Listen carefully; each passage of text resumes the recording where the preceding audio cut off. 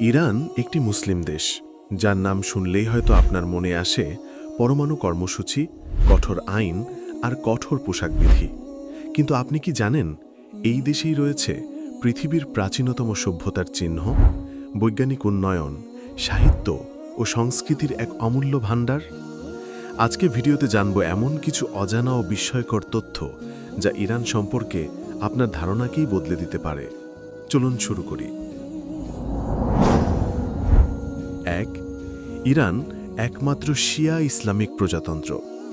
Iran হল বিশ্বের একমাত্র দেশ যা নিজেকে শিয়া ইসলামিক প্রজাতন্ত্র হিসাবে ঘোষণা করেছে, যেখানে প্রায় 90% জনগণ শিয়া মুসলমান। দেশটির রাষ্ট্রীয় কাঠামোতে প্রেসিডেন্ট থাকলেও প্রকৃত ক্ষমতা থাকে একজন ধর্মীয় নেতা সুপ্রিম লিডারের হাতে। বর্তমানে তিনি আয়াতুল্লাহ আলী খামেনেই। ইরানে উল্লেখযোগ্য সংখ্যক সুন্নি মুসলমানও বসবাস করেন, কিন্তু রাজধানী তেহরানে এখনও কোনো সরকারি সুন্নি মসজিদ নেই। দেশটির আইন আদালত শিয়া মযহাব ভিত্তিক, যদিও সুন্নিদের জন্য পারিবারিক ক্ষেত্রে কিছু ছাড় রয়েছে। 1979 সালের ইসলামী বিপ্লবের মাধ্যমে ইরান রাজতন্ত্র থেকে ইসলামী প্রজাতন্ত্রের রূপ নেয়।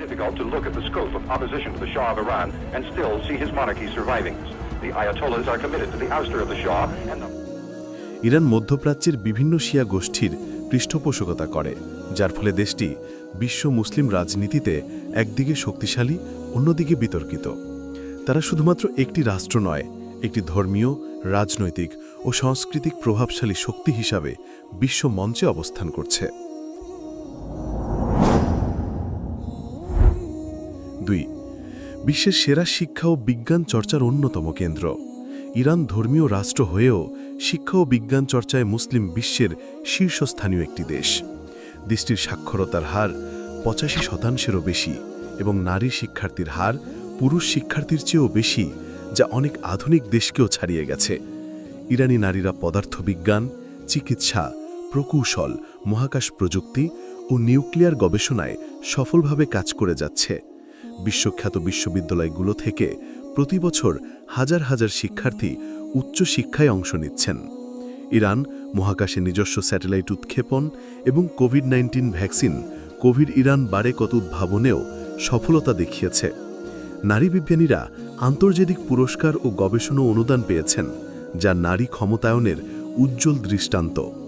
অর্থনৈতিক নিষেধাজ্ঞার মধ্যেও তারা গবেষণা ভিত্তিক সমাজ গড়ে তুলেছে, যা একদিকে মুসলিম বিশ্বের অনুপ্রেরণা, অন্যদিকে পশ্চিমাদের ভুল ধারণার জবাব। এই কারণে ইরানকে বলা হয় মধ্যপ্রাচ্যের সাইলেন্ট সায়েন্স পাওয়ার। সুপ্রিয় দর্শক, এই ভিডিও যদি আপনার ভালো লেগে থাকে তাহলে লাইক দিন, শেয়ার করুন এবং সাবস্ক্রাইব করতে ভুলবেন না।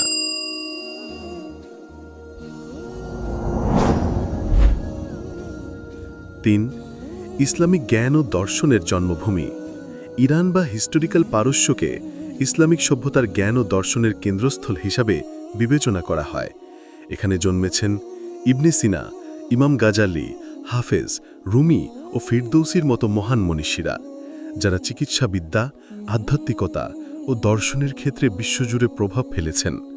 তাদের রচনাগুলো আজও মুসলিম জগতে তাফসির, ফিকহ, সুফিবাদ ও চিন্তাধারার মূল উৎস হিসাবে বিবেচিত হয়।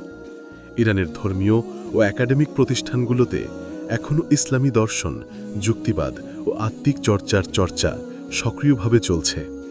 এই চিন্তাবিদরা ইসলামকে শুধু আইন নয়, বরং আত্মিকতা ও মানবিকতার আলোকে বিশ্বব্যাপী ছড়িয়ে দিয়েছেন।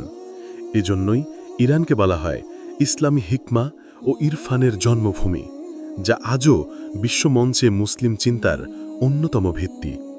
এই ঐতিহ্য ইরানকে একটি জ্ঞান নির্ভর ইসলামী সভ্যতার প্রতীক করে তুলেছে, যা মুসলিম তরুণদের জন্য এক অনুপ্রেরণা।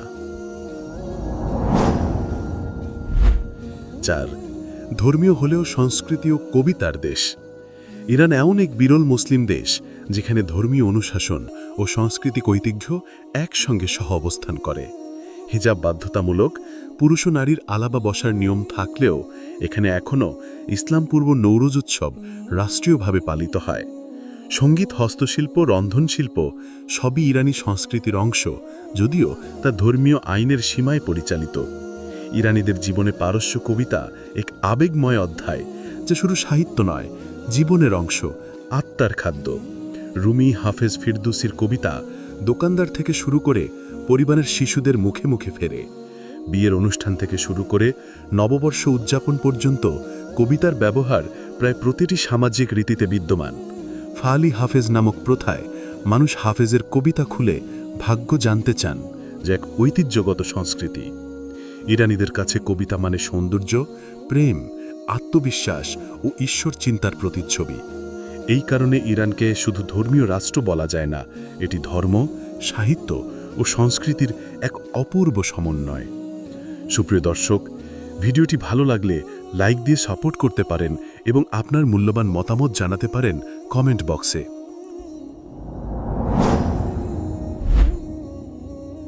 5. ইরানি সিনেমার বিশ্বজয়। ইরানে সেন্সরশিপ ও ধর্মীয় নিষেধাজ্ঞা থাকা সত্ত্বেও চলচ্চিত্র শিল্প বিশ্বজুড়ে ব্যাপক স্বীকৃতি অর্জন করেছে। ইরানি সিনেমা সাধারণত নীরব, সংযত কিন্তু গভীর বার্তায় পরিপূর্ণ, যেখানে বাস্তবতা, ধর্মীয় সংকট ও নৈতিক দ্বন্দ্ব তুলে ধরা হয়। আসগার ফারহাদির আ সেপারেশন 2012 এবং দ্য সেলসম্যান 2017 অস্কার জয়ী চলচ্চিত্র, যা ইরানের গৌরবের প্রতীক। মাজিদ মাজিদির চিলড্রেন অফ হেভেন অস্কারে নমিনেশন পেয়েছিল, যা একটি সাধারণ ভাইবোনের গল্প হলেও বিশ্ব জয় করে। পরিচালক কিয়ারোস্টমি, মাজিদি ও পানাহের সিনেমাগুলো এখন বিশ্ববিদ্যালয়ের ফিল্ম স্টাডিজে পাঠ্য। সেন্সরের কারণে ইরানি নির্মাতারা আভাস, প্রতীক ও নীরবতাকে অস্ত্র বানিয়ে সামাজিক বার্তা দেন। এই সীমাবদ্ধতার মধ্যেও তারা তৈরি করেছেন শিল্প, মানবতা ও প্রতিবাদের এক অনন্য চলচ্চিত্র ভুবন। ইরানি সিনেমা শুধু বিনোদন নয়, এটি এক নৈতিক প্রশ্ন, মানবিক আহ্বান ও সমাজের আয়না।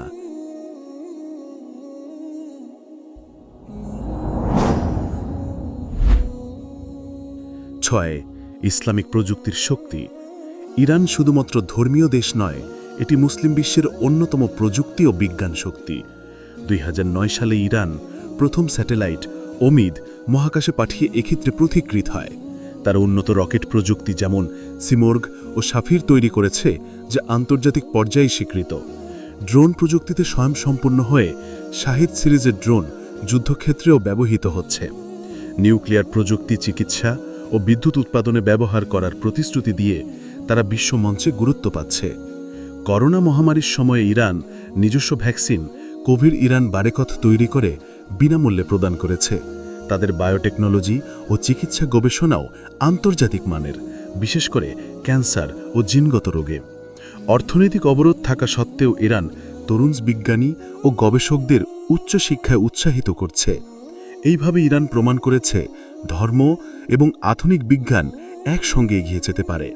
এই টেকনোলজিক্যাল অগ্রগতি মুসলিম বিশ্বে নতুন এক দৃষ্টান্ত স্থাপন করেছে।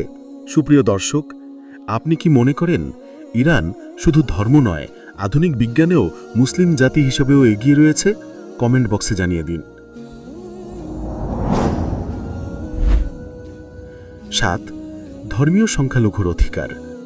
ইরান একটি ইসলামিক প্রজাতন্ত্র হলেও এখানে ইহুদি, খ্রিস্টান ও জরাথ্রুষ্ট ধর্মাবলম্বীদের জন্য আইনগত স্বীকৃতি ও সাংবিধানিক অধিকার রয়েছে। সংবিধানের 13 ও 14 নম্বর অনুচ্ছেদে এই ধর্মগোষ্ঠীকে স্বীকৃতম সংখ্যালঘু হিসাবে ঘোষণা করা হয়েছে এবং পার্লামেন্টে তাদের জন্য সংরক্ষিত আসন রয়েছে। তেহরান, ইস্পাহান ও সিরাজে গির্জা, সিনাগগ এবং আগুনের মন্দির বিদ্যমান, যা ধর্মীয় সহনশীলতার পরিচায়ক। ইসরায়েলের পর মধ্যপ্রাচ্যের সবচেয়ে বড় ইহুদি জনগোষ্ঠী ইরানে বসবাস করে, যারা ভাষা ও ধর্মীয় আচার অনুষ্ঠানে স্বাধীন। ধর্মীয় উৎসব, শিক্ষা প্রতিষ্ঠান ও কবরস্থানেও সরকারিভাবে অনুমোদন রয়েছে। তবে ইসলাম ত্যাগ বা ধর্ম প্রচারে আইন ও সমাজ থেকে কিছু সীমাবদ্ধতা রয়েছে। কিছু মানবাধিকার সংগঠন ধর্মীয় স্বাধীনতার ক্ষেত্রে প্রশ্ন তুলে, বিশেষ করে বাহাই ধর্মের ব্যাপারে। তবুও ইরান অন্যান্য মুসলিম দেশের তুলনায় ধর্মীয় সংখ্যালঘুদের অধিক সাংবিধানিক অধিকার ও সংরক্ষণ দেয়। এই বৈচিত্র্য ইরানকে একটি বহু ধর্ম ও বহু সংস্কৃতির দেশ হিসেবে গড়ে তুলেছে, যা বিশ্বমঞ্চে প্রশংসিত। 8. ইসলামী পোশাক ও বাস্তবতা। ইরানে হিজাব পরা আইনগতভাবে বাধ্যতামূলক, যা ইসলামী মূল্যবোধ রক্ষার অংশ হিসাবে বিবেচিত হয়। তবে বাস্তবে শহর ভেদে এই পোশাকে দেখা যায় স্টাইল, রুচি ও সাংস্কৃতিক বৈচিত্র্য। তেহরান বা ইস্পাহানে অনেক নারী কালারফুল স্কার্ফ ও ম্যান্টো পরে হিজাব পালন করেন আধুনিক ফ্যাশনের সঙ্গে মিল রেখে। এই দ্বৈততা ইসলামী অনুশাসন ও ব্যক্তিগত রুচির সহ অবস্থানের নিদর্শন। কেউ হিজাবকে বাধ্যবাধকতা মনে করলেও অনেকে তা আত্মপরিচয়ের প্রতীক হিসাবেও গ্রহণ করেন। তরুণদের মধ্যে মাঝে মধ্যে হিজাব বিরোধী আন্দোলন হলেও বিপরীতভাবেও অনেক নারী স্বতঃস্ফূর্তভাবে হিজাবকে সম্মান করেন।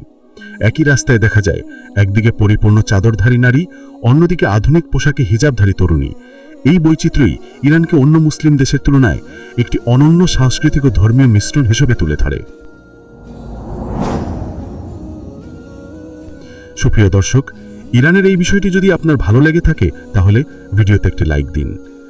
ইরানকে অনেকেই শুধু রাজনীতি, যুদ্ধ কিংবা পারমাণবিক আলোচনার মাধ্যমেই চেনেন, কিন্তু এর বাইরেও ইরান এক অত্যন্ত গভীর, জ্ঞানভিত্তিক এবং সমৃদ্ধ ইসলামিক সংস্কৃতির দেশ। শিক্ষা, বিজ্ঞান, সাহিত্য, ধর্মীয় সহনশীলতা, প্রযুক্তি ও শিল্প সব ক্ষেত্রেই এই জাতির আলাদা অবস্থান রয়েছে।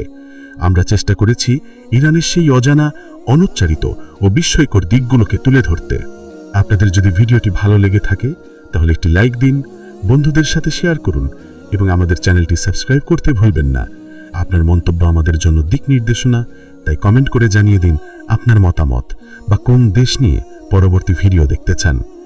ইনশাআল্লাহ আগামী ভিডিওতে আবার হাজির হব নতুন কোনো ইসলামিক, ঐতিহাসিক কিংবা তথ্যভিত্তিক বিষয় নিয়ে। সে পর্যন্ত সুস্থ থাকুন, নিরাপদ থাকুন। আল্লাহ হাফেজ।